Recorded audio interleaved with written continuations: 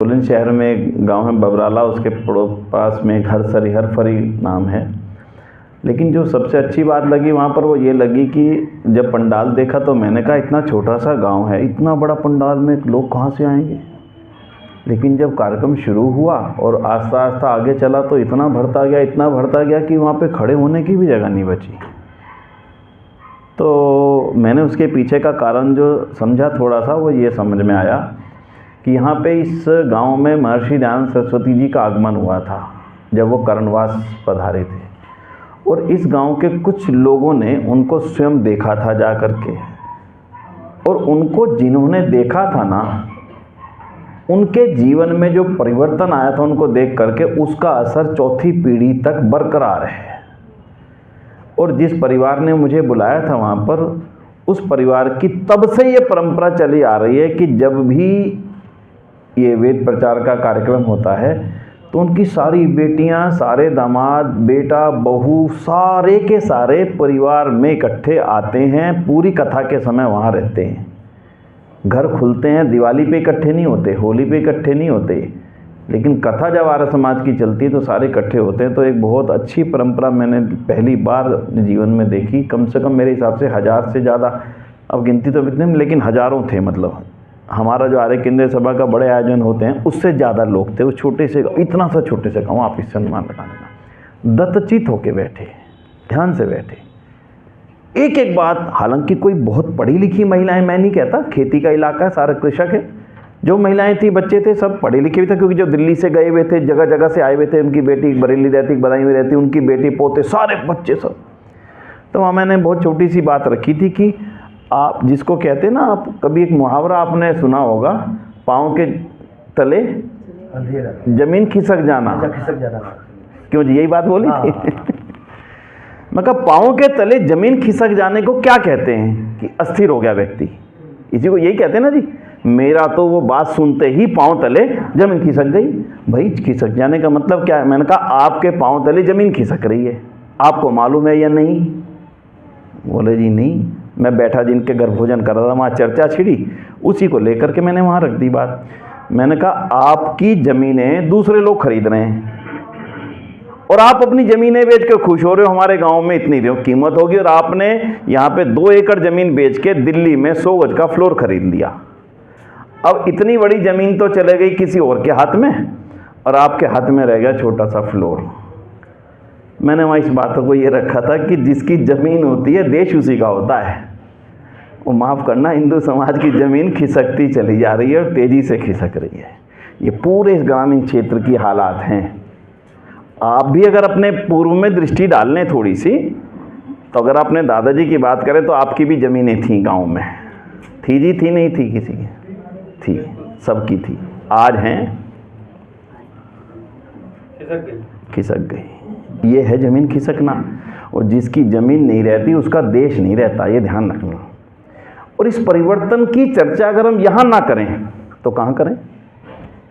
आपको मालूम नहीं कब आपका देश आपका नहीं रह जाएगा। और ये हकीकत है कि हमने इन सब समस्याओं की चर्चा करना, चिंतन करना बिल्कुल छोड़ दिया।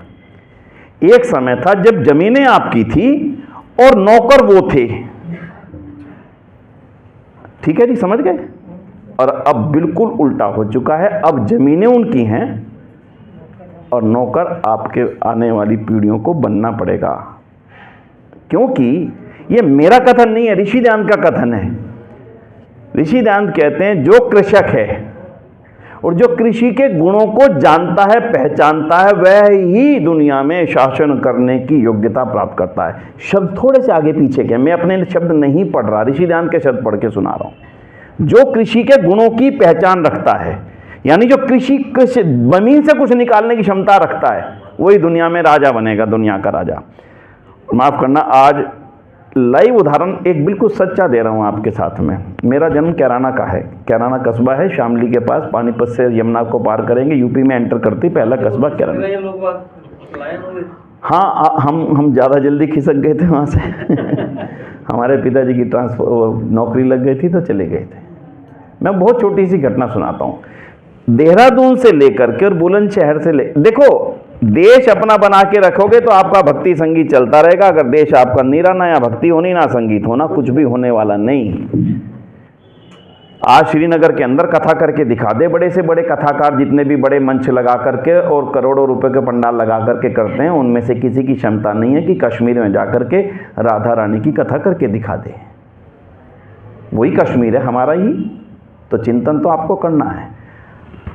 सहारनपुर से लेकर के और ये पूरी पश्चिम उत्तर प्रदेश की यमुना की जो पूरी बेल्ट है, यमुना के किनारे किनारे मथुरा तक जाती है, आगे तक भी जाती है। ये सारी बेल्ट आम की बेल्ट कहलाती है। आमों का इसमें बहुतायत है, बहुत तरह के आम होते हैं, जबरदस्त तरह के आम होते हैं। इन आमों के जो बाग थे वो आज से 50 साल पहले, मैं नहीं कह रहा, ये आपकी आज़ादपुर मंडी के जो बड़े खिलाड़ी हैं, जो उनके बड़े व्यापारी, वो कहते हैं कि आज से 50 साल पहले सारे बाग हिंदुओं के थे। ये वहाँ नौकरी करते थे, आम तोड़ते थे, पेटियाँ पैक करते थे, यहाँ लाते थे। आज बिल्कुल उल्टा हो गया विनय जी, सारे बाग बिक गए, बाग इन्होंने खरीद लिए और अब आम पे और सेब पर, सेब पे तो पहले से कब्जा था कश्मीर के कारण से, आम पर, पूरी आम की जाति पर इनका कब्जा हो चुका। एक एक करके ज़मीन खिसक रही है आपकी। अगर आप आज चिंतन नहीं करते और चिंता नहीं करते तो मुझे लगता है फिर ये चिंता कहाँ की जाएगी, कहाँ नहीं की जाएगी। ये तो इन्होंने बात छेड़ दी, इसलिए बस मैंने आपके सामने चर्चा रख दी। आप कहेंगे मेरे से क्या ताल्लुक है इस बात का, जितने आप बैठे हैं, आप तो कृषक नहीं हैं, तो आपसे ताल्लुक क्या है मेरी बात का। तो बंधुओं, जिस बात का आपसे ताल्लुक है वो ये है कि जिसका देश होता है, सोचना उसको होता है अपने देश के बारे में। भगत सिंह को किसी ने आकर के नहीं कहा था कि जाओ भगत सिंह तुम फांसी पे चढ़ो, इस देश को आजाद कराओ। वो भगत सिंह भी हम सबके बीच का एक व्यक्ति था। उसको किसी ने मंच से बैठ करके अंतरंग सभा ने ड्यूटी नहीं दी थी कि फांसी पे चढ़नी तुम्हारी ड्यूटी है। किसी ने राम प्रसाद बिस्मिल को जाकर के नहीं कहा था राम प्रसाद बिस्मिल अपना घर छोड़ो, समाज में रहो, सेना बनाओ, युवाओं को इकट्ठा करो, अंग्रेजों के खिलाफ लड़ाई करो। किसी ने नहीं कहा था। जिसने उसको अपनी जिम्मेदारी समझ लिया वो ही बिस्मिल बन गया, जिसने अपनी जिम्मेदारी समझ लिया वो ही भगत सिंह बन गया, और जिसने अपनी जिम्मेदारी को समझ लिया था वो ही दयानंद बना। दूसरा कोई दयानंद नहीं बना। जानते तो और भी थे।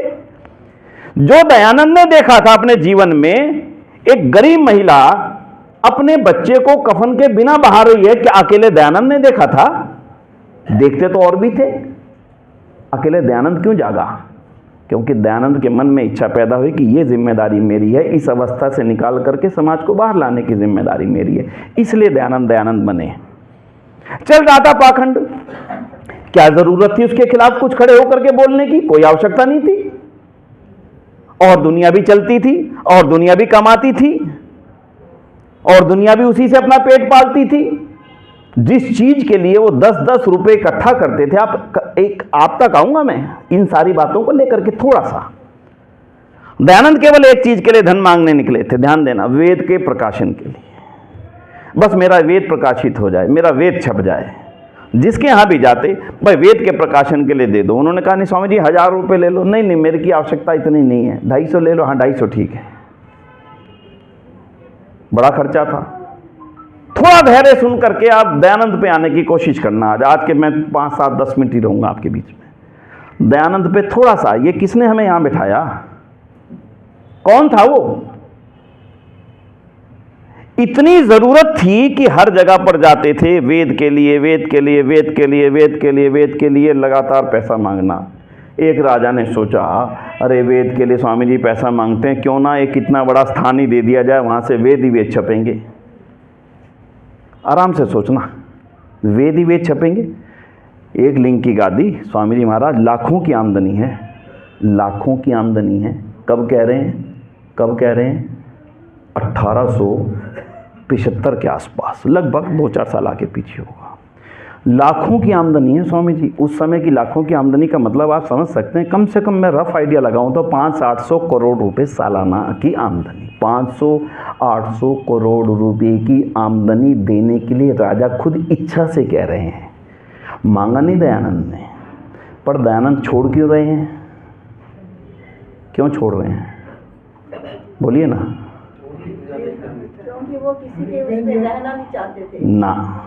पहुंचे नहीं आप, थोड़ा सा और आगे जाना पड़ेगा। बोलिए क्यों छोड़ रहे हैं? मना कर दिया राजा स्वामी जी ने, नहीं लूंगा। क्यों है जी? नहीं बाबू जी, लेकिन आप बोलें इसके लिए धन्यवाद।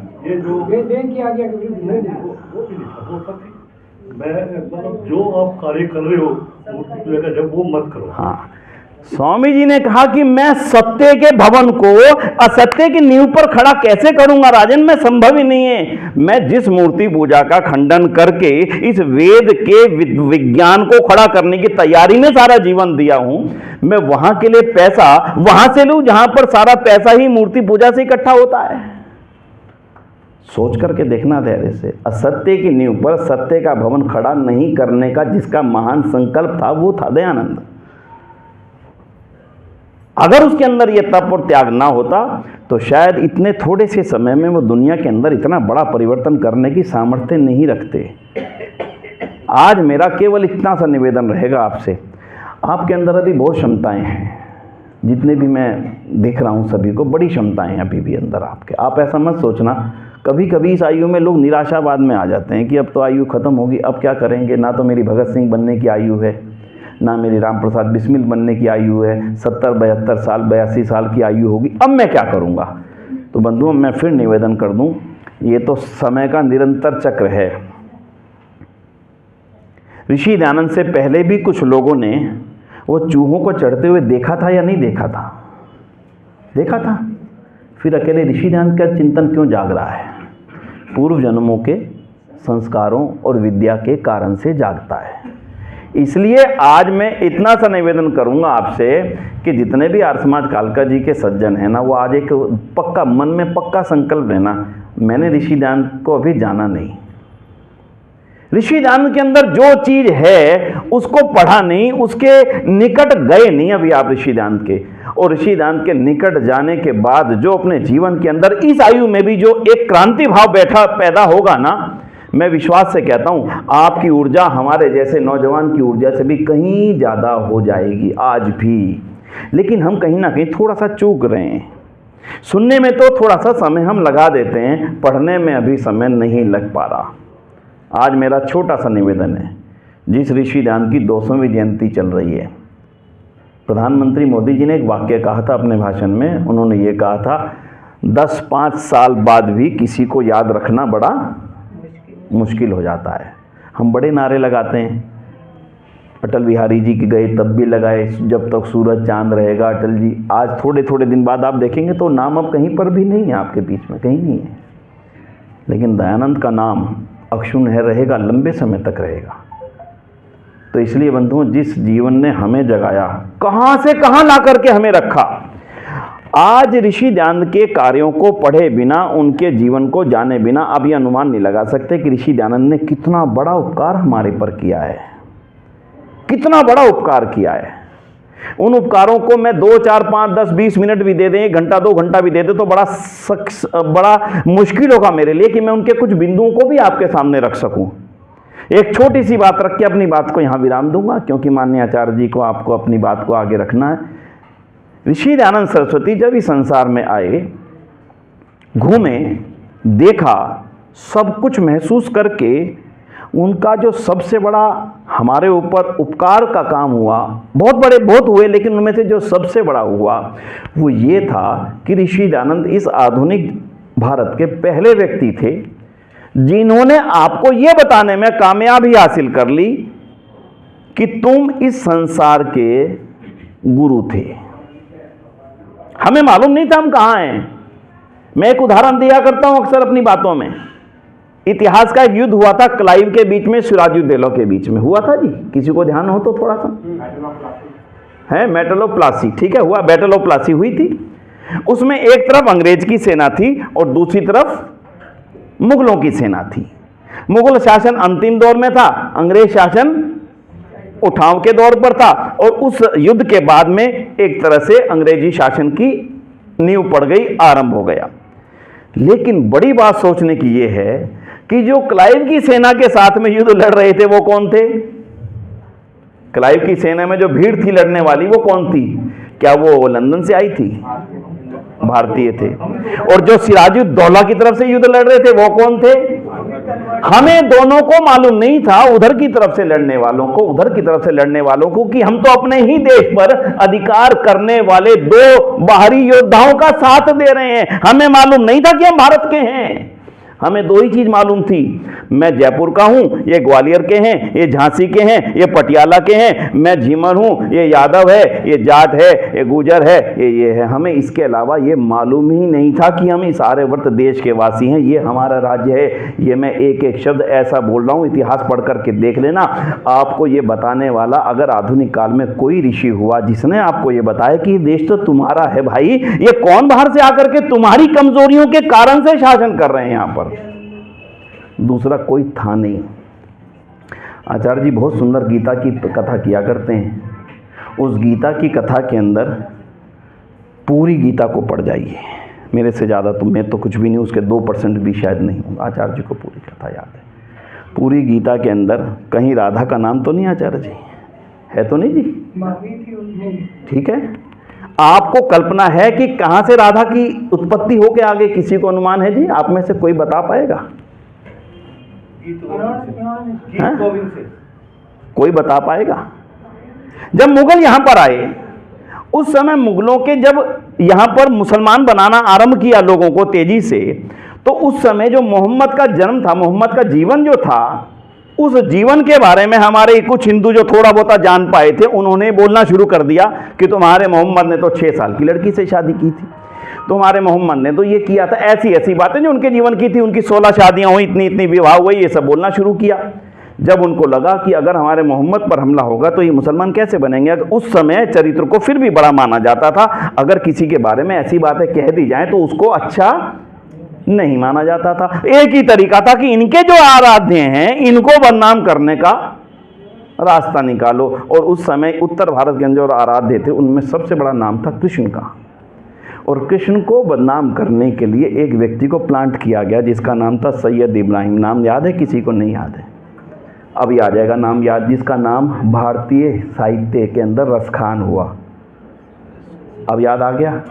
बड़े भक्ति के दोहे लिखे उसने, बड़ी कृष्ण भक्ति करी उसने, कृष्ण भक्त रसखान। आह कि कृष्ण भक्त रसखान। उस पूरे रसखान के साहित्य के अंदर कहीं पर भी कृष्ण के शौर्य का वर्णन नहीं है, कहीं पर भी कृष्ण के ब्रह्मचर्य का वर्णन नहीं है, कहीं पर भी कृष्ण की राजनीति का वर्णन नहीं है, और कहीं पर भी कृष्ण की नीति का वर्णन नहीं है।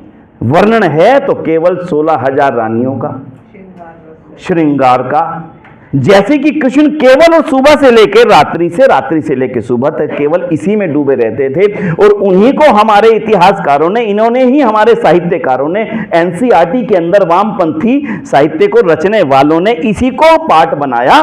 किसी ने गीता को आपके सिंधी साहित्य का भाग नहीं बनाना चाहा। कितना बड़ा षड्यंत्र हुआ था, और आज भी हमारे बड़े बड़े कथाकार उन्हीं षड्यंत्रों को ढो रहे हैं बड़े मंचों से, जोर जोर से राधा राधा राधा राधा बोल करके।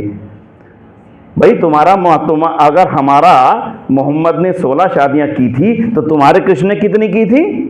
16,000। बोलो कौन बदनाम हुआ, कौन खराब हुआ? समझे कि नहीं समझे? बस मैं इतना कहना चाहता हूं, आज आपको ये गर्व होना चाहिए, ऋषि दयानंद ना होते तो कृष्ण के ऊपर लगे हुए इन आरोपों के बारे में ऋषि दयानंद से पहले और ऋषि दयानंद के बाद भी किसी की हिम्मत नहीं हुई 2 शब्द भी बोलने की।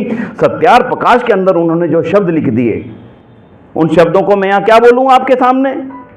भागवत लिखने वाला जन्म से पूर्व ही क्यों ना, कल्पना करो कितना गुस्सा है, कितना गुस्सा अंदर है। वो दयानंद जो अपने जहर देने वाले को तो भगा रहा है, भाग जा भाई, मुझे तेरे को कोई सजा नहीं देनी, जो होना था सो हो गया। पहली बार नहीं भगाया, अनेक बार भगाया, छोड़ दिया।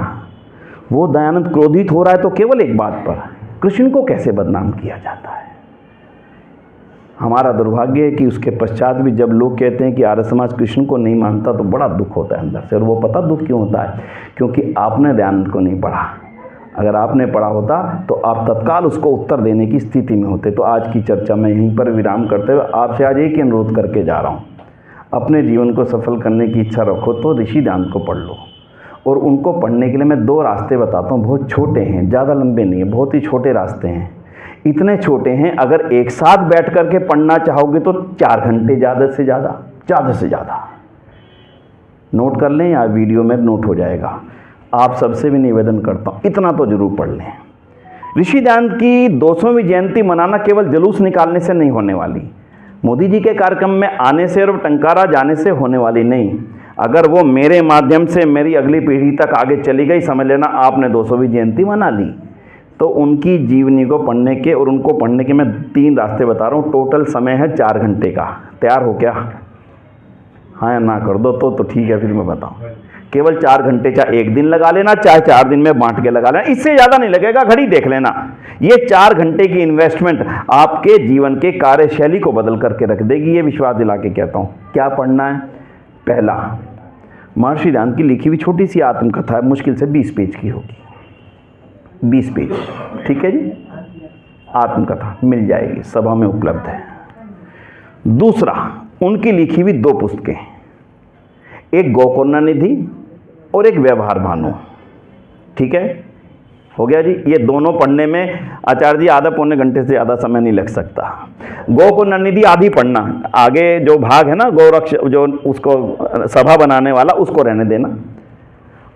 तीसरी चीज, सत्यार प्रकाश नहीं पढ़ सकते, कोई बात नहीं, मैं नहीं जोड़ दूंगा कि सत्यार प्रकाश पढ़ो, इच्छा होने के बाद अपने आप इच्छा हो जाएगी। केवल उसकी भूमिका पढ़ लेना, आराम से पढ़ना उसकी भूमिका।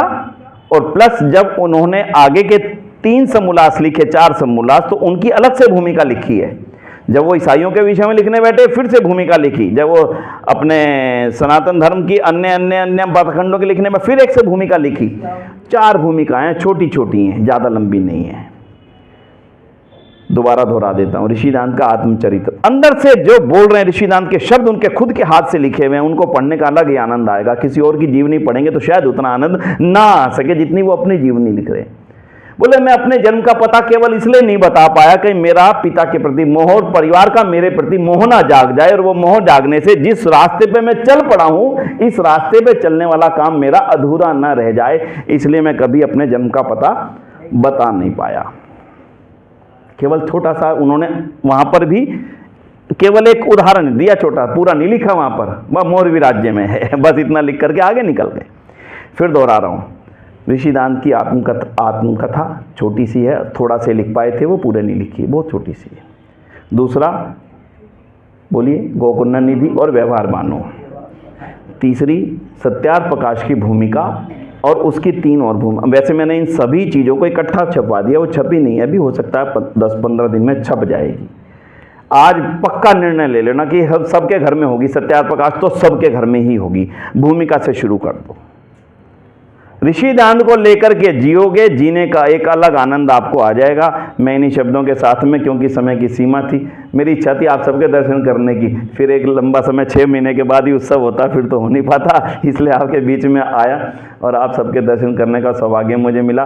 कुछ बातें कहने का, जो बच्चे आए हैं इनको बहुत बहुत साधुवाद है। एक नौजवान वो बैठे हैं, एक बेटी वो बैठी, जो नौजवान बच्चे यहाँ पर बैठे उन सबको बहुत बहुत शुभकामनाएं, बहुत बहुत बधाई है कि आप आर्य समाज में आए हैं। इन बच्चों के लिए छोटी छोटी पुस्तकें अगर यहाँ रख सकें, भविष्य संडे को रखना, आप हो सके तो कल मंगवा लें, सभा में मिल जाएंगी कुछ पुस्तकें, संडे को सब लेके जाइएगा, इसी संकल्प के साथ कि मंडे को पढ़ देंगे बस।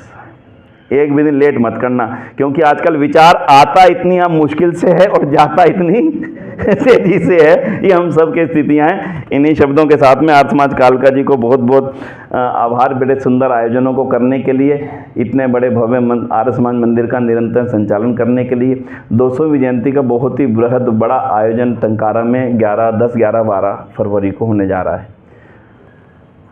देश के बड़े से बड़े नेता भी वहाँ पर आएंगे और बड़ा सुंदर आयोजन करने की तैयारी है। भारत सरकार के सहयोग से कार्यक्रम करने की तैयारी हो रही है। मेरा आप सभी से आग्रह, अभी से अपनी अपनी बढ़िया तैयारियां कर लें।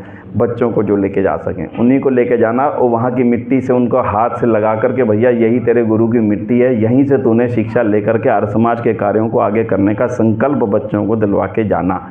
फिर पता नहीं अगली शताब्दी तक तो हम में से शायद कोई होगा नहीं। इसलिए 200वीं जयंती 12 फरवरी को जरूर टंकारा जाने का आपकी आर्य समाज के माध्यम से बड़ा सा कार्यक्रम बनाइए। इन्हीं शब्दों के साथ में आप सभी का मैं बहुत बहुत आभार करता हूँ। ओम शांति, ओम शम, धन्यवाद।